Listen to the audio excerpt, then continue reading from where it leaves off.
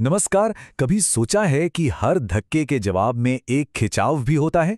आज हम लोग फिजिक्स के एक ऐसे फंडामेंटल रूल को समझने वाले हैं जो बताता है कि फोर्सेस यानी बल कभी अकेले काम नहीं करते, वो हमेशा हमेशा जोड़ियों में आते हैं। तो चलिए इस बेहद दिलचस्प नियम को जरा करीब से जानते हैं।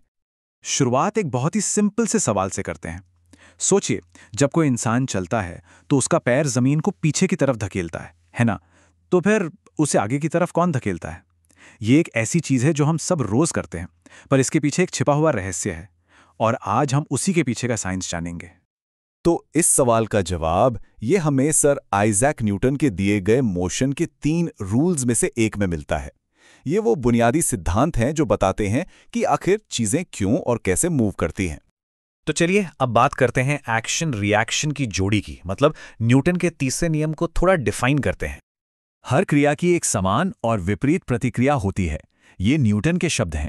सुनने में कितना सिंपल है ना? पर ये एक लाइन अपने आप में इतनी पावरफुल है कि हमारे आसपास की दुनिया में होने वाली अनगिनत चीजों को एक्सप्लेन कर देती है।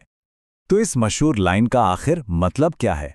सीधा सा मतलब यह है कि फोर्सेस हमेशा हमेशा पेयर्स में यानी जोड़ियों में मौजूद होते हैं। जब एक ऑब्जेक्ट किसी दूसरे ऑब्जेक्ट पर फोर्स लगाता है, जिसे हम एक्शन कहते हैं, तो दूसरा ऑब्जेक्ट भी ठीक उसी मोमेंट पहले वाले पर उतना ही पर ऑपोजिट डायरेक्शन में फोर्स लगाता है और इसे हम रिएक्शन कहते हैं। ये दोनों एक साथ होते हैं। चलिए इसको एक बहुत ही सिंपल एग्जाम्पल से समझते हैं। मान लीजिए जमीन पर एक बक्सा रखा है। अब बक्से का जो वजन है वो जमीन पर नीचे की तरफ एक फोर्स लगा रहा है। ये हुआ एक्शन। ठीक उसी वक्त जमीन भी उस बक्से को ऊपर की तरफ धकेल रही है। ये हुआ रिएक्शन। और सबसे जरूरी बात जो यहां ध्यान में रखनी है वो ये कि ये दोनों फोर्सेस दो अलग अलग चीजों पर लग रहे हैं, एक जमीन पर और दूसरा बक्से पर। अच्छा, तो ये नियम सिर्फ रुकी हुई चीजों पर ही लागू नहीं होता। सच तो ये है कि ये हमारे चारों तरफ हर पल हर लम्हा काम कर रहा है। तो चलिए अब देखते हैं कि असल जिंदगी में ये एक्शन रिएक्शन हर जगह कैसे दिखाई देता है। तो याद है वो शुरू वाला सवाल कि हम चलते कैसे हैं? अब उसका जवाब मिल गया। जब कोई चलता है तो पैर जमीन को पीछे की ओर धकेलता है। यह है एक्शन।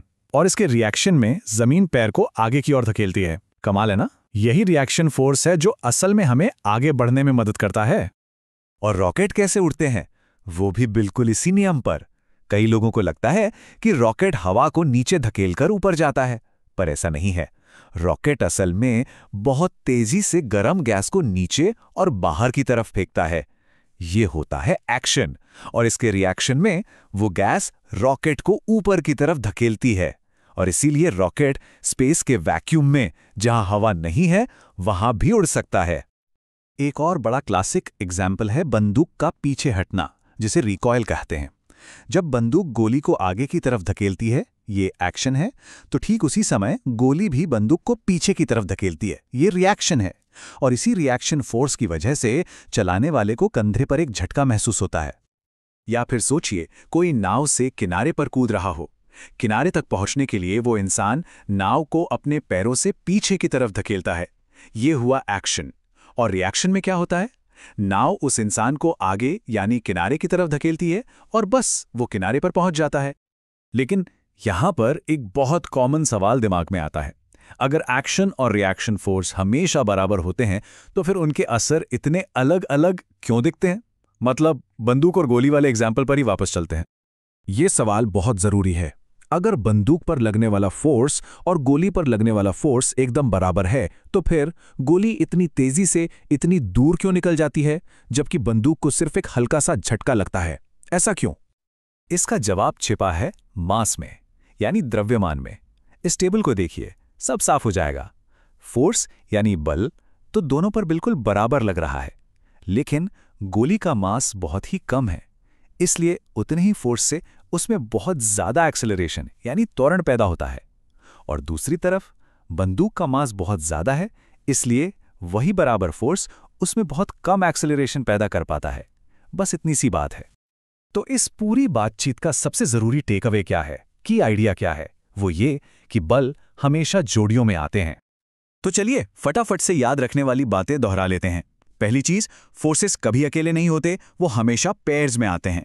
दूसरी, एक्शन और रिएक्शन फोर्सेस हमेशा साइज में बराबर होते हैं। तीसरी, वो हमेशा ऑपोजिट डायरेक्शंस में काम करते हैं। चौथी, और ये बहुत जरूरी है, कि वो दो अलग अलग बॉडीज पर काम करते हैं। और आखिर में, बराबर फोर्स का मतलब बराबर एक्सेलरेशन नहीं होता अगर चीजों का मास अलग अलग है।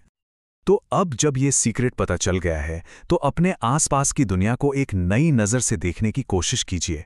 सोचिए कि फोर्सेस का ये जो इनविजिबल डांस है, ये एक्शन रिएक्शन का खेल और कहाँ-कहाँ देखने को मिल सकता है। ये सोचने के लिए एक काफ़ी दिलचस्प सवाल है।